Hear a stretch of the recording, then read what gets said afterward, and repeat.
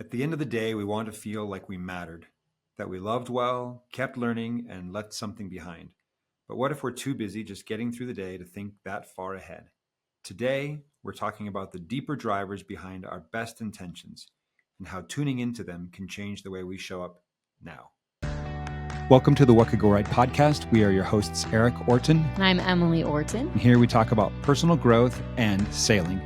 In 2014, we moved aboard a fixer-upper sailboat and bootstrapped a year sailing with our 5 kids, and it changed our lives forever. We tell the whole story in our memoir, our book, 7 at Sea.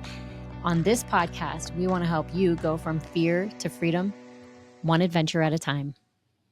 Okay, welcome to the What Could Go Right podcast. Today, we are doing a part 2 of the 6 core human needs of connection, growth, and contribution. And I love what you were saying, Erik, about how sometimes we just get too busy to think that far ahead, to actually live intentionally, to maybe make the kind of connections that we want, to have the growth that would feel meaningful and like reveal our true capacity, and to then also make the contribution in the world that we're hoping to make.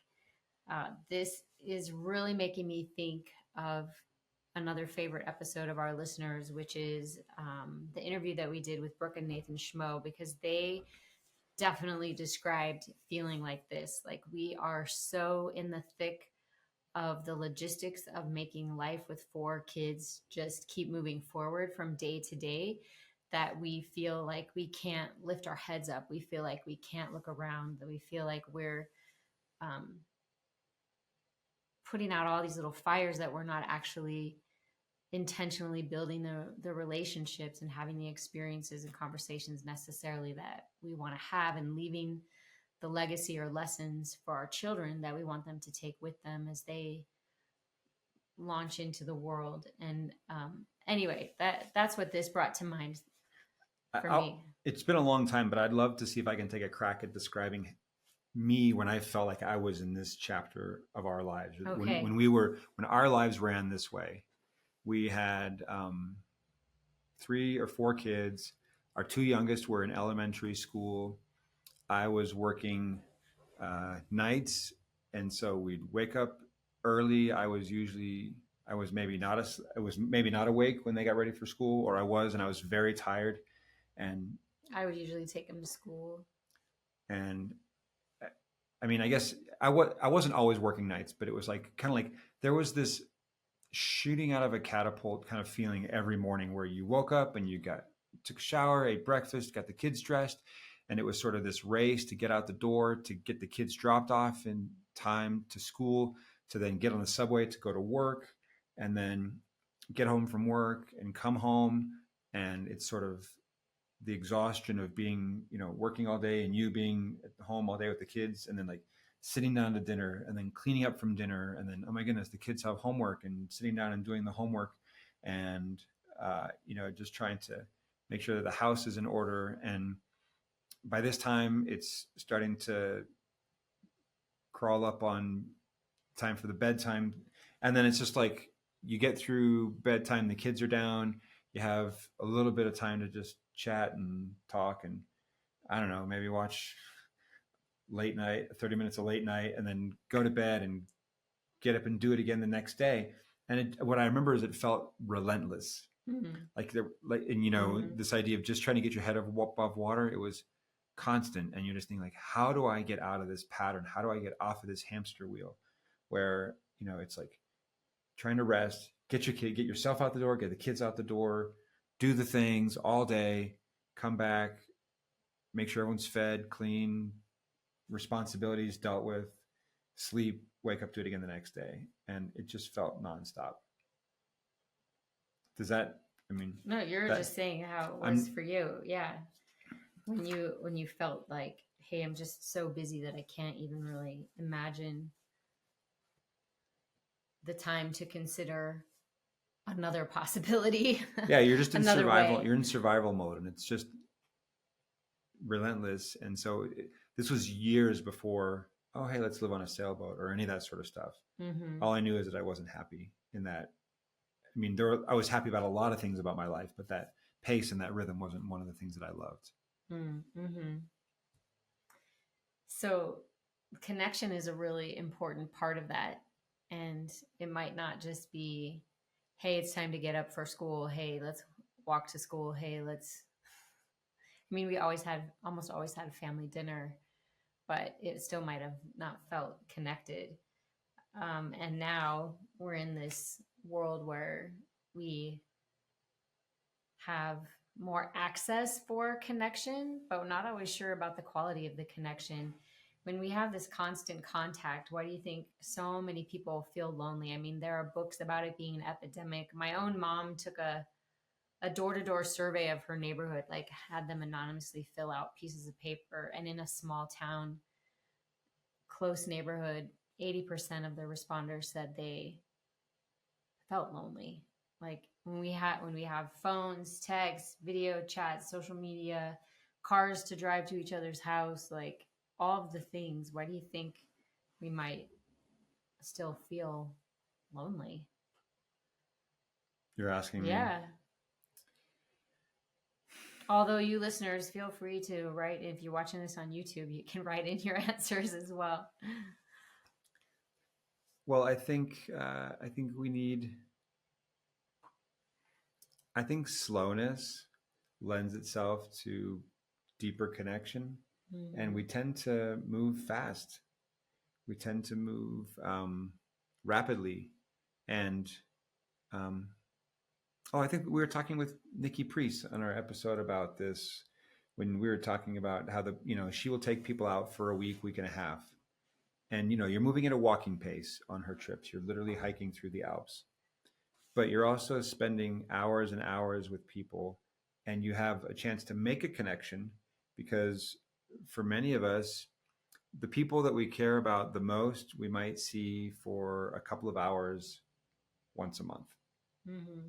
That's a pretty good rhythm. Or maybe, a couple times a month. But the number of hours are pretty low, as opposed to just, coworkers were around them all the time, or, any number of settings. But oftentimes when we are with people, we're with them quickly. Mm-hmm. And I think that there's something about being together slowly that actually is really healthy for connections.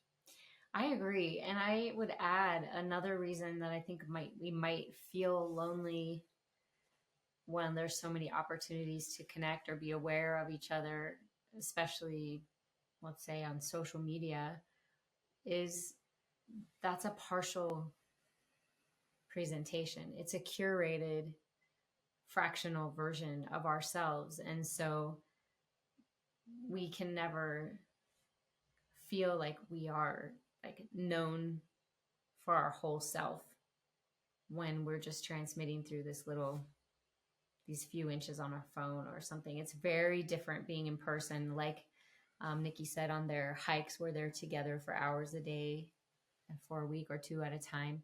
And I would say that's very much the same on the sailing trips that we do. You really can cultivate a true connection.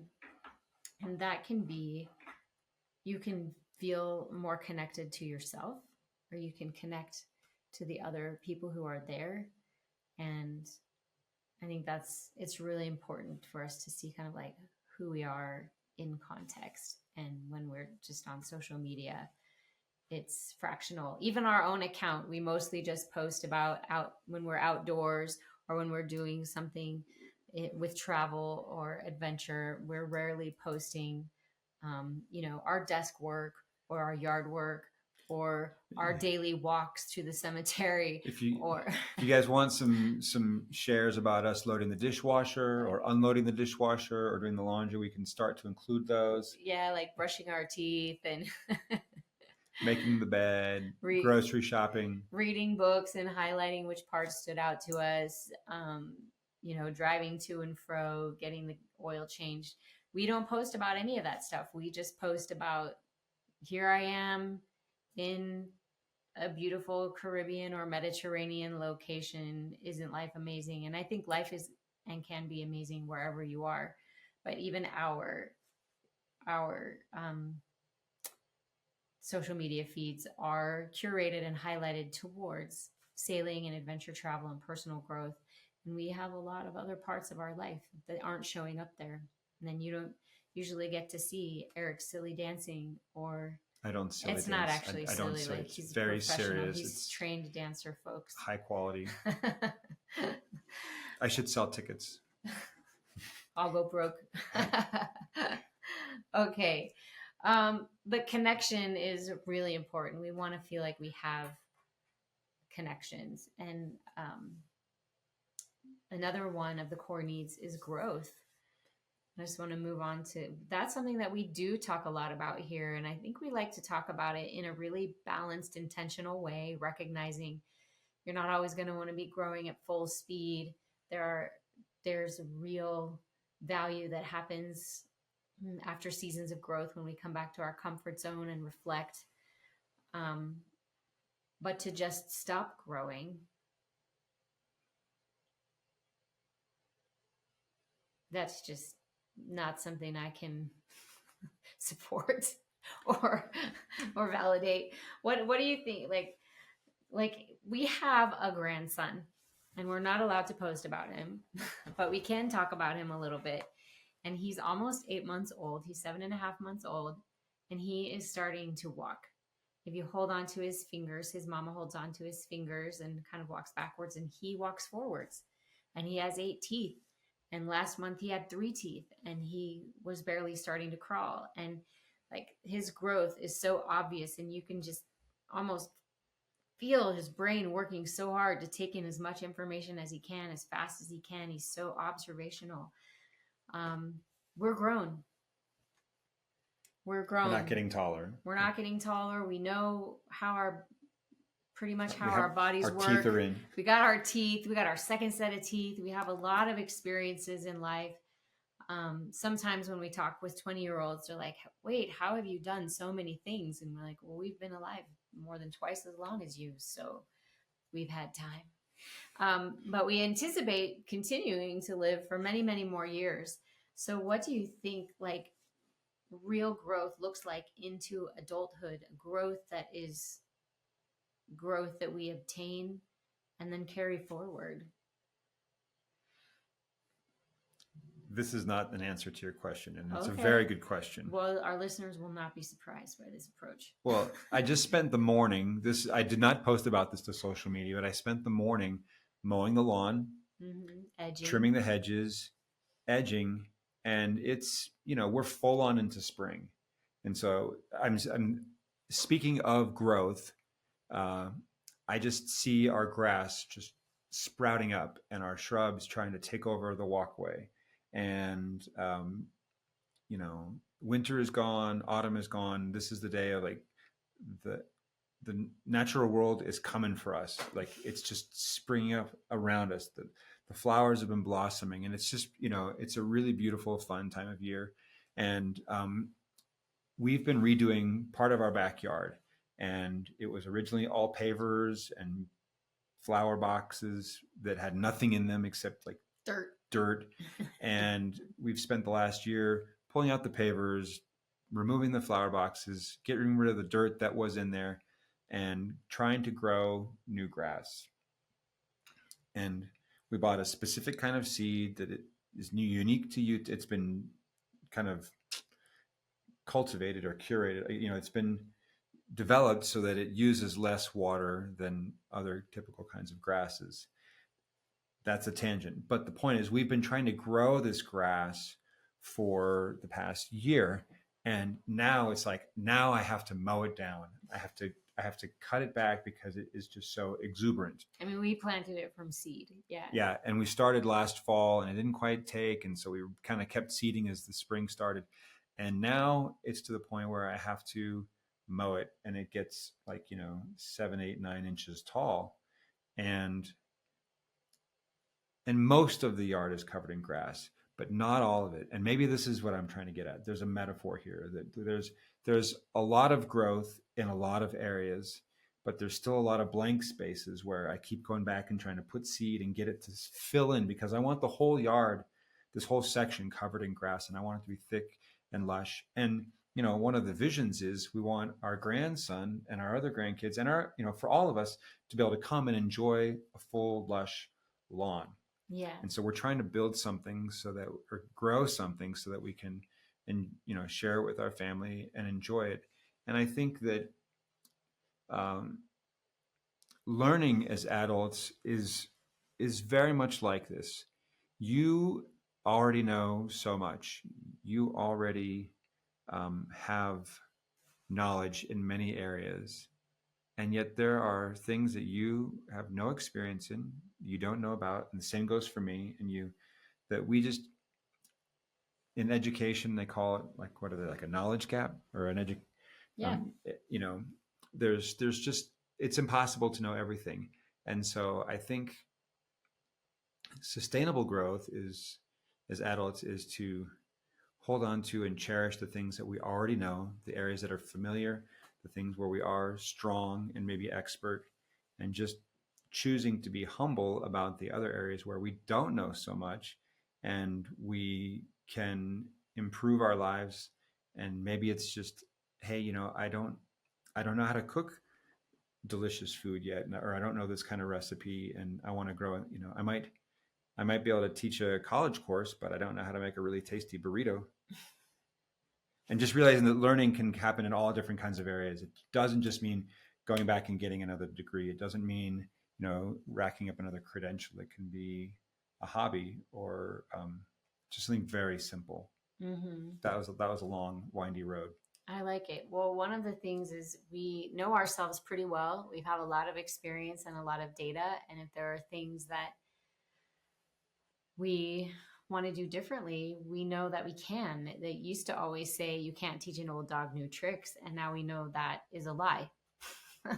That is not actually how the brain functions. And one of the ways that we stay young and vibrant is by continuing to learn, to grow, to be humble, to put ourselves in new situations, or to try to be in the same situations in a different way, to show up in our dynamic in a different way.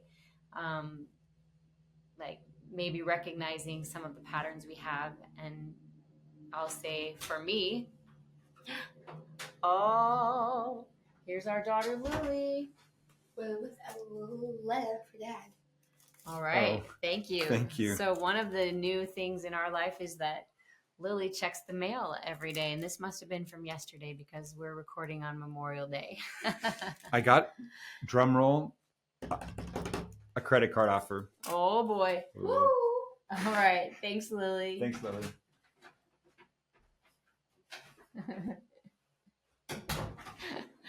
Oh, one of the changes from us is moving to an in-home studio, which means we get to be in our home. Interrupted a little bit. Anyway, I guess for me, I'm starting to notice ways where worry or anxiety shows up, and I'm able to not just dive immediately into worry, but just observe it and consider, like, where's that coming from and how is this serving me, or what is it trying to teach me, or who can I check in with to see if this is something I really need to be concerned about or not. And that's, for me, that's new. It's new growth. It's a new understanding of myself and myself behaving in a new way. And it, just like when I was in a formal schooling setting, it takes time to receive the lesson and it takes time to do the homework. That's still true as we get older. Like, it's taking me time to write down, here are all of the things that I'm worried about. Now I'm going to go back. Which of these ones actually matter? Hey, can you look at this with me? Or talking to friends, or even doing therapy. Like, it all just, it takes time to process and assimilate and make part of my new way of being. And you got to love the process. Because anyway, that is my journey of growth in adulthood, is that it doesn't look so different from when we were little, except a lot of it is less formalized and requires a lot more intention. But it still takes attention. It still takes time. And I just want to keep growing. Can I share one example of this before we move on to the next subject? I decided several years ago, I wanted to get really good at making pizza. Mm. And I'm not a good baker or a good cook yet. But I was like, I just want to get in the habit of making one meal for our family. And I started to make pizza every Friday night. I think it eventually shifted to Saturday, but like once a week I knew, and I wanted to make the dough from scratch. And so I would get the bread going in the morning, get it rising, punch it down, blah, blah, blah during the day. And I would do this week after week.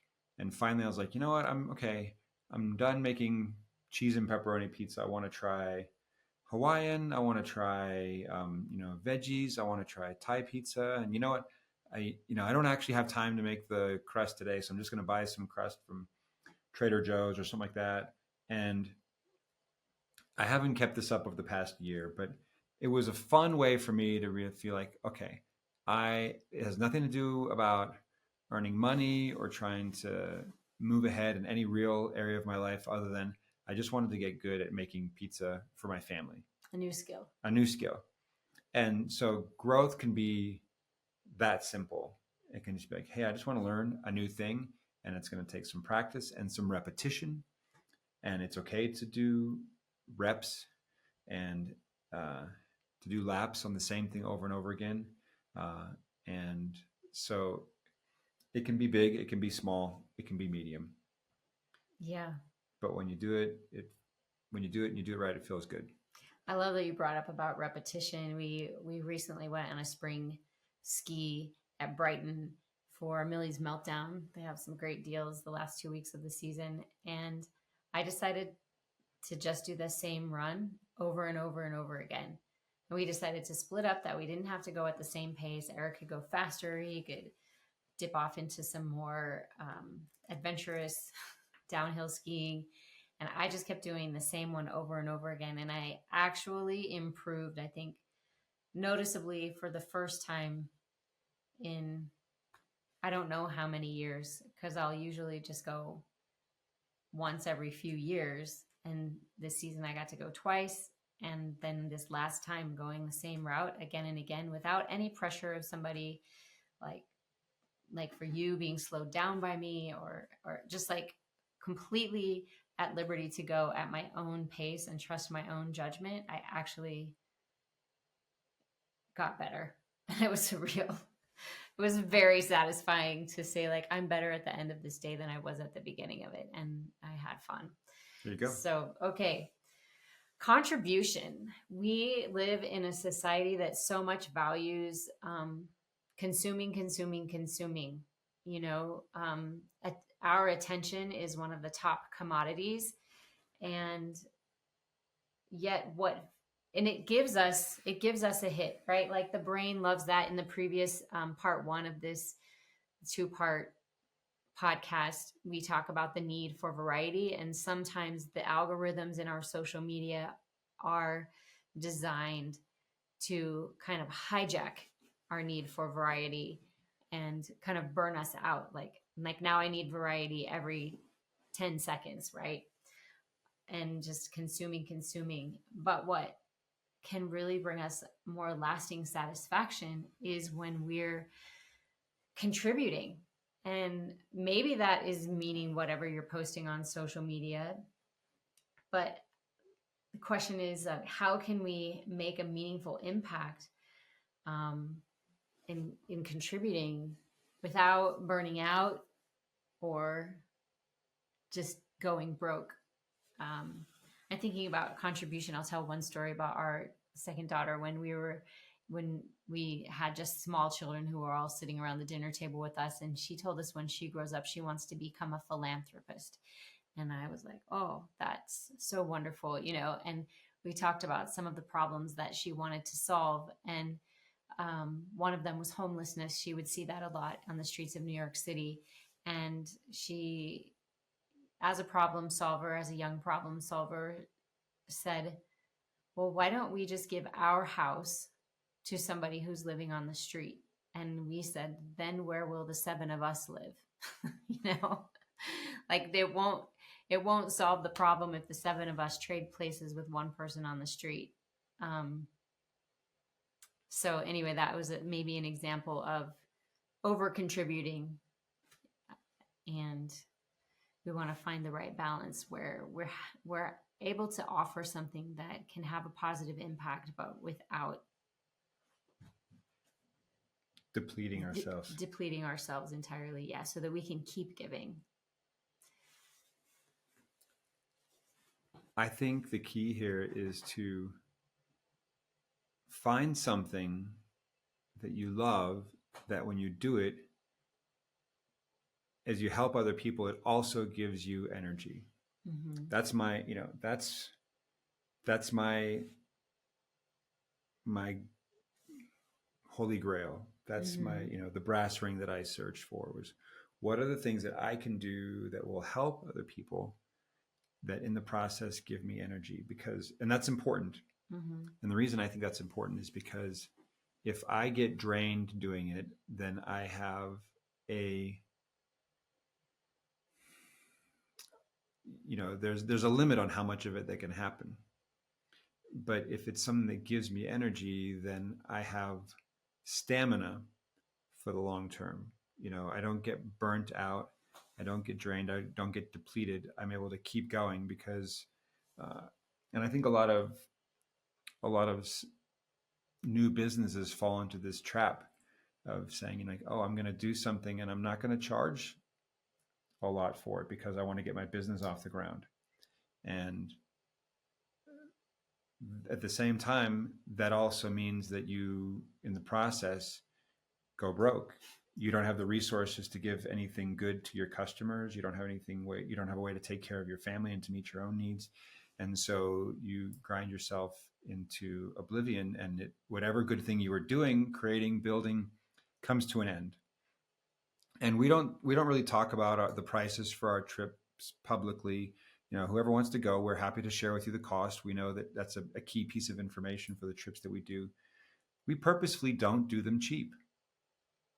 We do them at a level that lets us provide something of value and that makes it sustainable and worth it for us to allocate the time and energy and resources that it requires of us to do it. Because if we don't, then we burn out. Yeah. And so I think, and we can't provide as good of an experience. Yeah. So our trips are not cheap, but I think that they are a win for everyone that goes, including us, because they are sustainable. And I think that contributing, I guess when I'm talking about this brass ring of what gives me energy, doing something for the money alone is not enough, but it has to be a kind of activity that has intangible rewards, something that will fill you up. And I'm grateful that we've kind of struck on some of that in our own lives. And that's what I hope for everyone. I feel like making this podcast is one of those things. Erik and I have been going on morning walks for over 8 years now. I don't even want to do the math on the fly, but we would have these incredible conversations, and we would talk about deep things of life or ideas for growth or relationship or, some kind of product or service or offering, we might be able to put into the world, but mostly just about what it means to us to grow, to be human, to live a good life, what a good life would look like, and how we contribute there. And so many times I would say, oh, I just wish we could record these conversations that we have while we're on our walk and share them with other people. But I would love for them, to be able to hear these conversations as well. And then Erik had the idea, like, what if we just start making a podcast and we don't try to be too fancy or precious about it? We just start getting things out there. And we find that one of our favorite parts about our business is when we sit down and have these conversations and, make the podcasts. We did a podcast recently, or coming up. No, we did one recently called Garbage is Not My Passion. And there are definitely parts that aren't the favorite part, even about doing the podcasts. But one of the favorite parts is usually sitting down and being able to have these conversations. They're helpful to us, they're meaningful to us, and we hope that they're resonating and useful for you as you move forward, figuring out what's your best way to balance and meet all of your needs as an amazing and complex human, what it might mean for you to have growth, connection, what it is that you want to contribute in this world, the kind of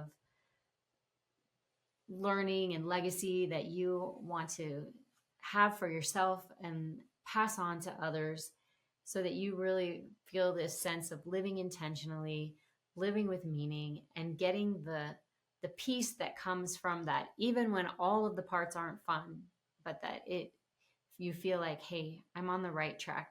This is a life that I am happy to have and grateful to be living.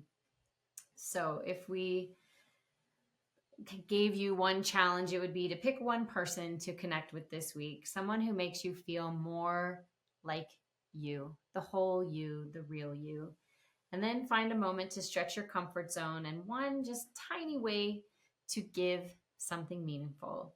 That is the triple threat combination: connection, growth, and contribution. If we just slow down enough to love, to learn, and to leave a legacy, what could go right? Hey guys, it's Erik. Before we wrap up today, I want to give you the sailing update. First of all, Italy is sold out. So if you want to go to Italy, you'll have to go another time. We'll miss you. Arrivederci. But Italy is sold out. However, we are going to be in Greece July 19th through the 26th.